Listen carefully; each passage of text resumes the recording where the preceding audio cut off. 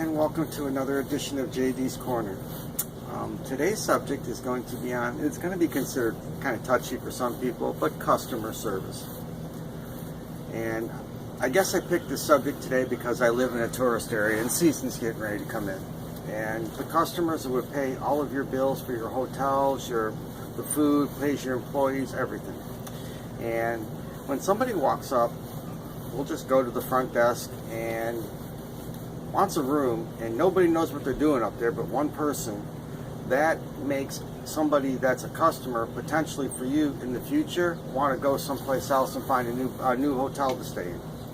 Me personally, I have done things with the Sea Mist Hotel and was not everything I paid for, and I turned around and I walked back out, got my money back, and I left. And they lost what would have been a recurring customer for at least 6 months, making $800 a month off of me. But they lost all of that, and I gave it to another hotel instead. You don't need to be grumpy and grouchy out there. You guys are supposed to be the backbone behind the business. And I realize that a lot of you are being used and abused financially. You're overworked and underpaid, and I understand that. But a smile on your face and courtesy and knowledge of the job that you're doing in the customer service area that you're in will be invaluable to your job security, to a possible promotion, and to a raise. To you bosses out there, I know you have your own set of rules, but if nothing else, and you see that your employees aren't doing good, have a pep talk with them. Get a little rally together, maybe in the middle of the week when things are just starting to drain out a little bit, and then the weekend's coming, so they know they got to rev up for it. And just have a pep talk with them. Give them a little bonus of some sort. Give them something. Give them a goal to work at. Whoever has the biggest register in this area gets 2 tickets to some place to go see a baseball game. Whatever. You're going to make more money than it's going to cost you, because in business you guys get perks for everything. So all you got to do is use your perks and then write it off. But if you keep your employee happy, he's going to keep the customer happy. And if you keep the customer happy, he's going to keep coming back and paying for things. I've gone into restaurants. The service is bad. Then you wait 20 minutes to get seated.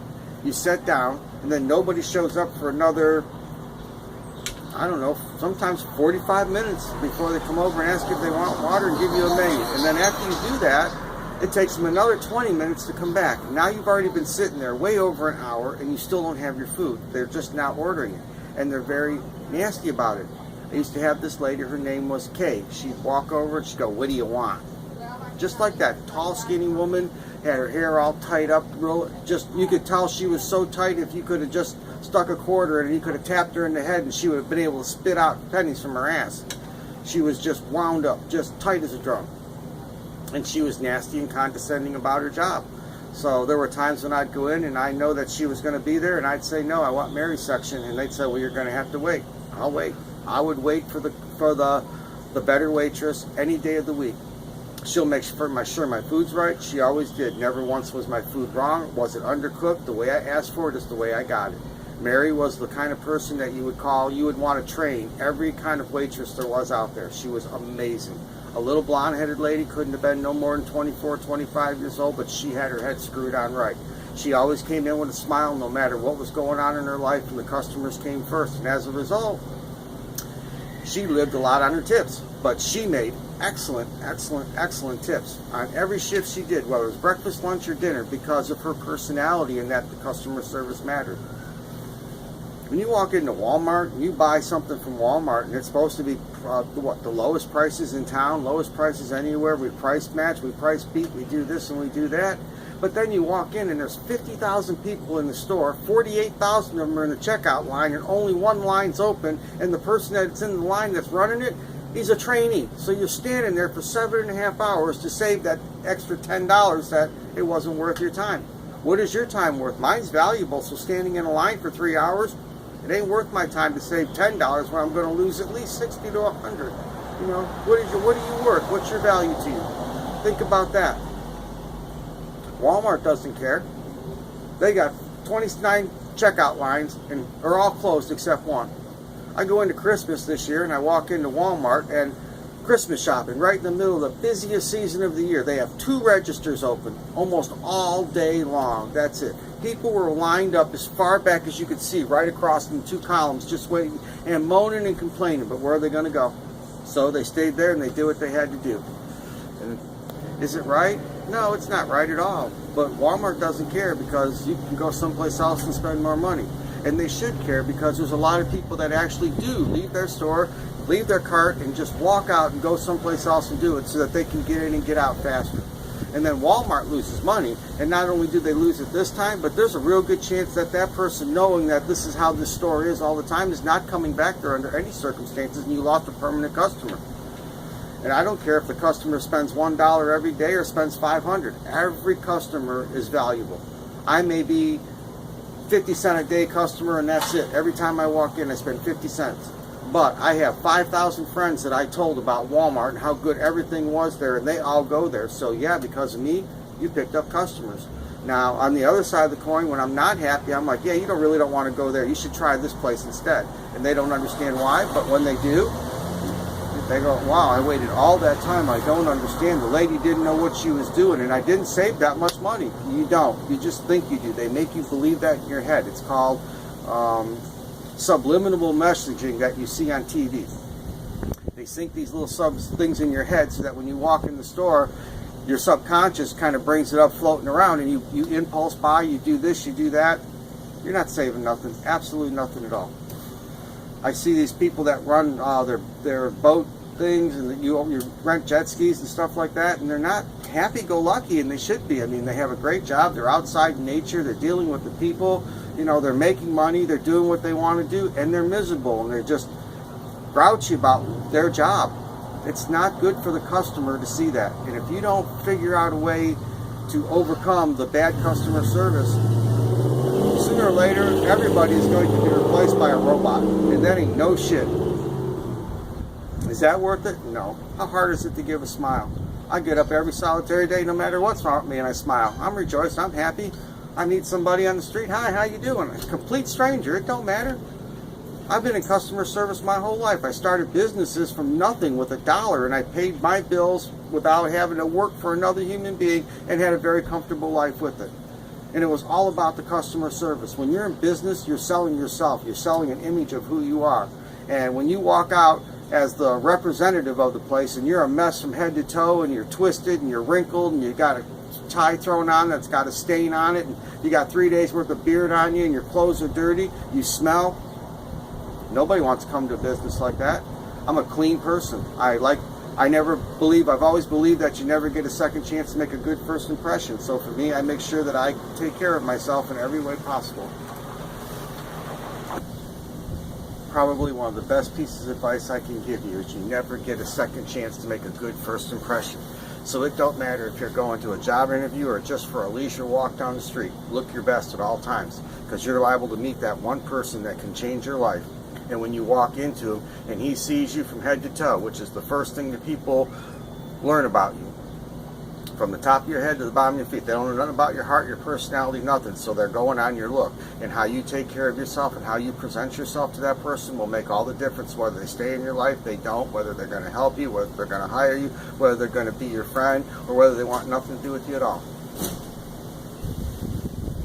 Attitude in life is everything. And you can have a negative attitude about the world and just bring gloom and doom in at all times. Or you can have a positive attitude about everything that there is. It doesn't matter what it is. Even if it's something that's screwed up in your life, don't look at it as it's screwed up. Look at it as the cup is half full. Always. Just find it in your head, rationalize it, and always believe that. When you see a customer come in, and you walk up to the station wherever you're supposed to be, you should have a good, pleasant demeanor about you. You should have it in the presentation of yourself, the presentation that you're representing the business. It should be very professional at all times. Whatever your personal life is, that's your personal life, and you leave it outside.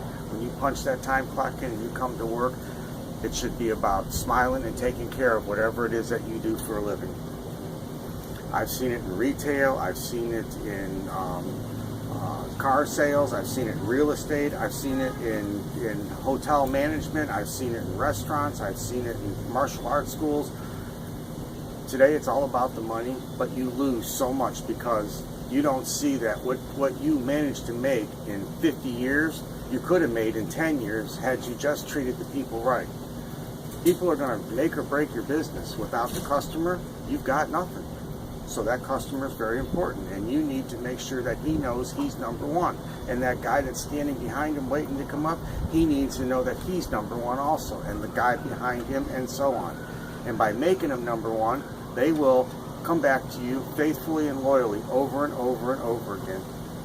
I owned a wash and fold laundry service. I started for $10 of my money, and that was it. I ran it for 15 years on $10 and made enough money to pay all my bills, put my wife through college, my ex-wife through college, to put some money down for my stepson at the time to help him go to college. There was a lot of different avenues that came from it, but it all started out because the place I lived in, or the place I worked at, it was all run down, and nobody took care of nothing, including the owners. They lived too far away. When I took over, I cleaned the place up, I repainted it. All the homeless people that slept around the laundromat, I got rid of all of them. I bought parts, and I learned from YouTube how to fix them with Dexter sewing, washing and dryers. And I started repairing them, and everything was running. And I stripped and waxed the floors, and I started taking care of customer complaints. And before you know it, I took this man that was only making $7,000 a month, and I got him over $30,000 a month in free cash that was thrown into his Easy Card machine on my labor. Did I get anything out of it? No, I didn't. So that's why I built the wash and fold service inside, and I made them pay for it. That was part of my salary for making sure that his customers are taken care of. Now you think about that, $30,000 a month, that's over $300,000 a year. And I got a $20 bonus at Christmas that says, thank you very much for your hard work. That's what I got. And it wasn't even cash, it was a gift certificate to go to the store and buy a turkey with that I didn't need in the first place. So the customer service in our society is really bad. You do run into those exceptional ones, and when you go back, you ask for them all the time because they're the ones. There are specific people when I go into certain stores and certain places to get my car worked on. When I go into them, I look for that particular person, and if they're not in line, then whatever I have, I leave. I'm not dealing with the rest of them. They're inept. And it's wrong to throw people to the wolves that aren't trained in how to use your system yet. It's wrong, period.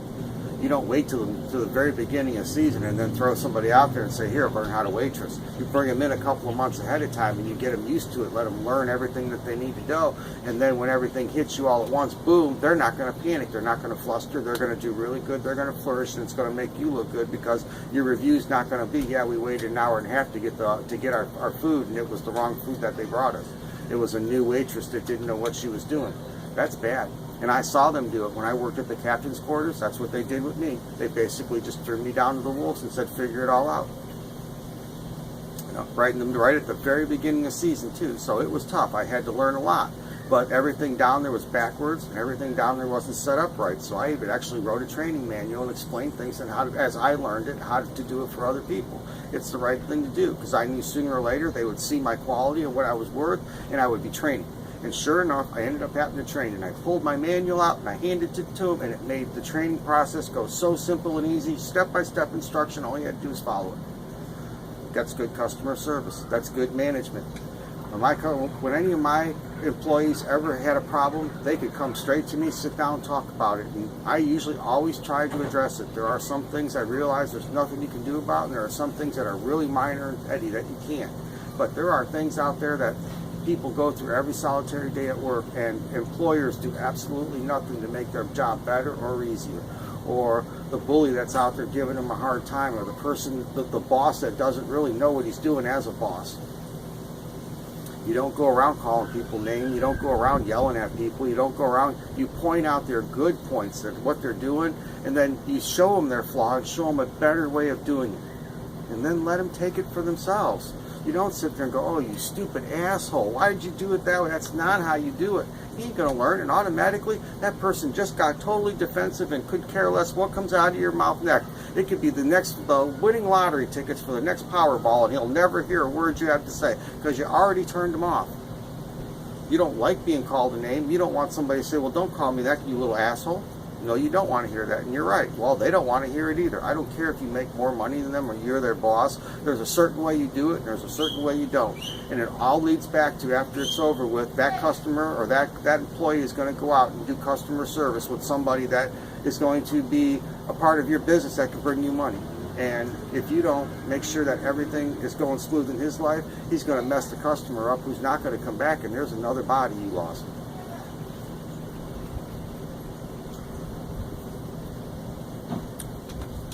Again, here's a good one. Down here where I live, a lot of hookers and prostitutes. Now, if you just think about it in this sense, a hooker is selling themselves. They ain't selling anything else. They're selling who they are, their body, their looks, everything. So, wouldn't you think that it would be better to get up every day, wash their hair, set it real nice, put their makeup on, put nice clothes on, make sure they're taking care of their body, eat a little more proper, don't stick shit in their arms, not smoking cigarettes and smelling like an ashtray. A high-class woman. She could make a lot more money and have to do a lot less tricks. These girls, they get up, roll right out of bed after 2 days of work in the street and still hadn't taken a shower. They throw the dirtiest clothes on you could possibly imagine and just mat their hair back and look terrible from end to end and walk out and try and sell themselves. And these guys come along and see them and know, their worth is nothing to them, so it's nothing to me. And they pull over and say, hey, can I have $5 for a blowjob? And she says, sure, and gets in the car. Is that right? Hell no, it's not right. Does she do it? Hell yeah, she does it. She knows she ain't going to get anything else. And why? Because she doesn't take care of herself. But she doesn't get that. Being a hooker is about customer service, and every aspect of customer service, that is definitely one of them jobs where it's all coming into play. The way you act, the way you smell, the way you talk, the way you treat people, the way you perform, everything. And yet, again, they make no money. Now, there's a few people I've talked to, and I've showed them these kind of little secrets that are inside a person's head, and I've showed them how to change what they were getting to what they could do, and they've moved up. They've left this part of the country, and they've moved on because I was able to give them a better life. And that's great. I helped somebody. I helped them get off the street. If they're going to do it, like I said before, I'm not against anybody that wants to sell their body for money. I'm not against that at all. It's their body to do whatever they want with. No more, just like I'm not against anybody putting tattoos all over them. If I wanted tattoos, I'd have them. I don't. If I was supposed to have them, I'd have been born with them. But that's just my opinion. I don't have earrings. I don't have loops. If I was supposed to be born with them, I was supposed to have them, I'd been born with them. I wasn't, so I just avoided them altogether. I kept my body the way God intended it to be, and when I die, it's going back to Him the way He sent it down here. It's going to be a little more banged, bruised, and battered up, but nonetheless, it's still going up there, and He can just fix it all and take all my pain away, and I'm good with that. God gives good customer service. He pretty much, you ask and you receive. You may not get it when you want it, but you get it. And the reason why you don't get it, because sometimes He knows you're a spoiled brat and you're not ready for it yet. And until you earn that opportunity and that right, you don't get it. And He has a right to say yes or no. Ultimate power. That's good customer service.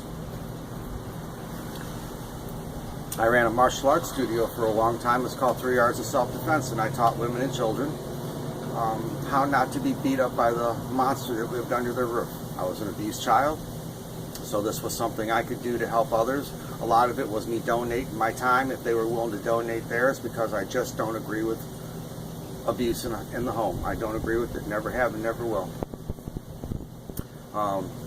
But again, it was about customer service. It was about me talking to them, me trying to understand their problem, me learning about who they were, me finding out their strengths and their weaknesses, so I can point them out to them. I can show them different ways, better ways, better techniques because of the way that they function or move that will be more effective for them than for somebody else.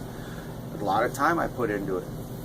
Customer service. I built a really nice customer base. I didn't make a lot of money off it, but I wasn't doing that for the money. I was doing it for my personal satisfaction, that I'm helping somebody not go through what I went through. I'm giving somebody the courage to either fight back or pick up and walk out and start all over. But nobody deserves to be in a home and be beat, ridiculed, mentally tortured, physically, and they don't deserve that. I've been through it. I know exactly what it feels like. It wasn't good then, and it's not good now. So, the customer service part of it was so compelling to people because of all I went through and all I learned and all I was able to teach them to change their lives, that it just brought me customers and customers. And although I didn't charge a lot, I had so many customers that it gave me tons of extra money a month that I didn't even expect to ever have. So the customer service is very, very important in any part of life that you do. You're never going to get another chance to make a good first impression. When you wake up in that morning, you fix yourself up before you walk out the door. Keep your house clean. You never know when that person's going to come over and knock on your door, and you're going to have no choice but to let them in. And the first thing they see is either a really nice home or they see a disaster area that all they want to do is turn around and walk back out of it. There's no reason for it. Customer service in its own way. Let's say you're having a party in your home. Your customer services, even though they're all coming there, nobody's being paid, you are to take care of them because they came to your party for whatever it was for. Maybe it was Tupperware, maybe it was Avon, maybe it was just a birthday party. You invited them all over. They're your customers at this point, and you are to give them impeccable service. If you don't, when you do have another party of some sort, nobody's going to want to come back. And why? Why would you? If you came over to me and I said, "Oh, I love you," and I slapped you in the face, boom. And I say, "Come on back over." Are you going to be stupid enough to walk over? Hell no, you already been slapped once, so why would you do it again? Same principle. You went to this party, it was a horrible party. Why would you ever want to go back to one? You wouldn't, so you don't. And then lost customer. Customer service is the number one thing in any kind of business there is, and people don't realize it today. They say there's a slogan that the customer is always right. And that is not true. The customer isn't always right, but the customer should always come first. And don't anybody ever forget that. And if you could just remember that rule and that tidbit right there, it should make a big difference. Go out of your way, take that extra smile, build that extra moment up for people, give them that extra, "Hi, how are you?" It'll make all the difference in the world in how much cash flow is coming in and out. It'll make all the difference in the world when it comes time to getting a raise and people have noticed and commented how good of a person that you were and how good you are at your job. Not too long ago, a friend of mine, her name was Chantal, she worked in the captain's quarters, and her good work, working at the front desk, and her quick thinking and her intelligence and her beauty, because she took such good care of herself, and when she was there, and you could really tell this was somebody of intelligence. She now manages a hotel all by herself. She does really good, and I'm proud of her because she went from working behind a desk to a job with benefits and a nice salary and a good position to hold in life. I think it's great, so I'm very proud of her in that respect. Customer service, it was number one in her life, and that's what happened. Always remember that. Make the customer number one. Doesn't mean he's always right. Just make him number one. You can't go wrong.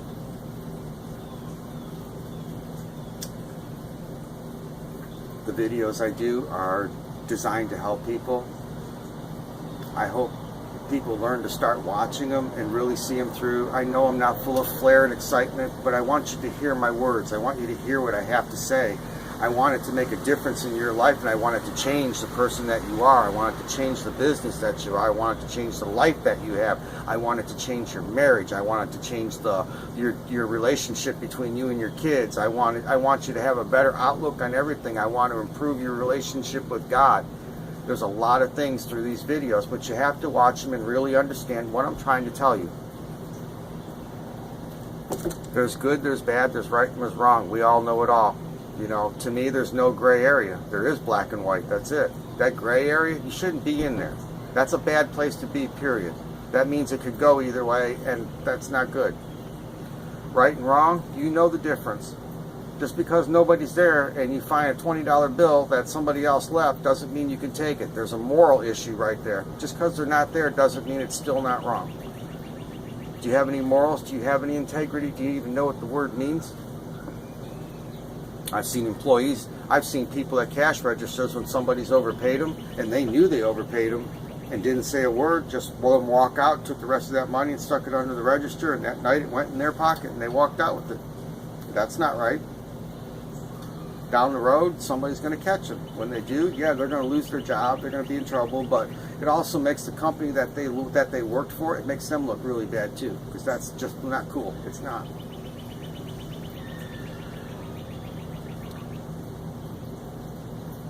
Reach above yourself. Reach outside and beyond yourself when you go to work.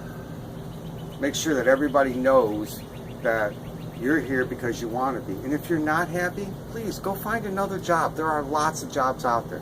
It doesn't matter where you go, just find something you like to do. Don't do something you do for a living and that's it. Make sure you like it. Make sure you love what you do and you won't work at all. To you bosses and employees, you work your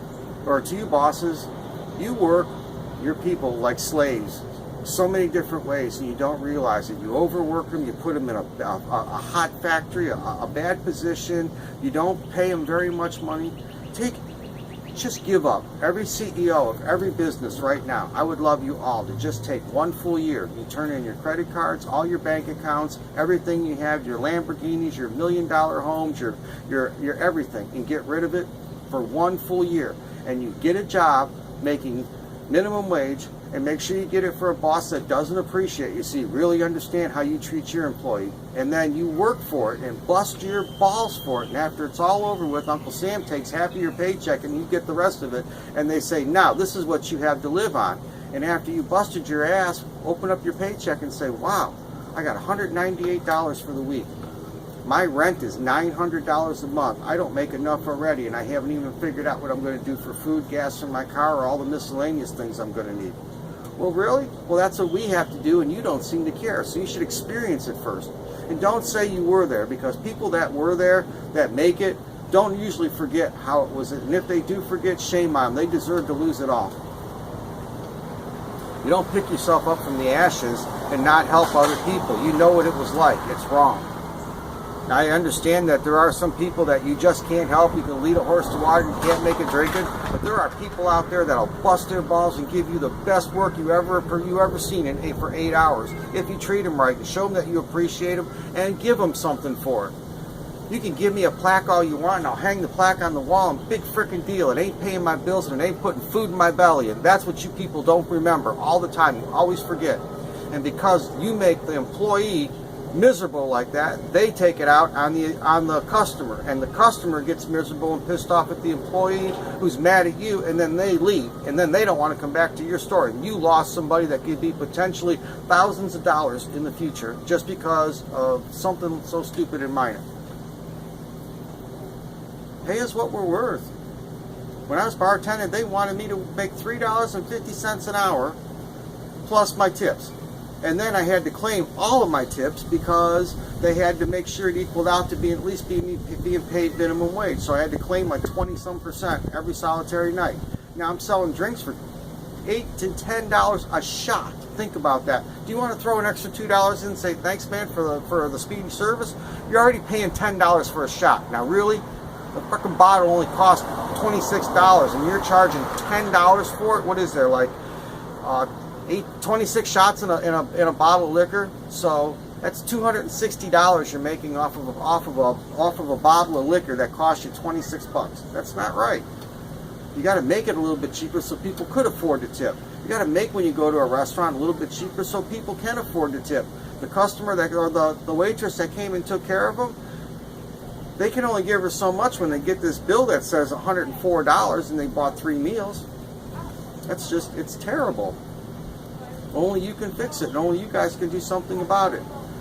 You're the employers. I could show people how to do it, and I could show them how to do it the right way, and it would make a huge difference in the customer base that they have, the contentment of the employee, and the amount of workmanship that comes out of any place where I would be able to help. And why? Because people are not treated like human beings today, and that's all they're asking for. Give up everything you have and go back to the way it was and live their life for a full year and see the struggle.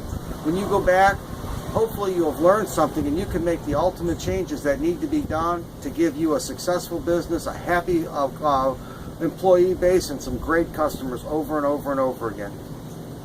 Remember, you'll never get a second chance to make a good first impression, so make everything count.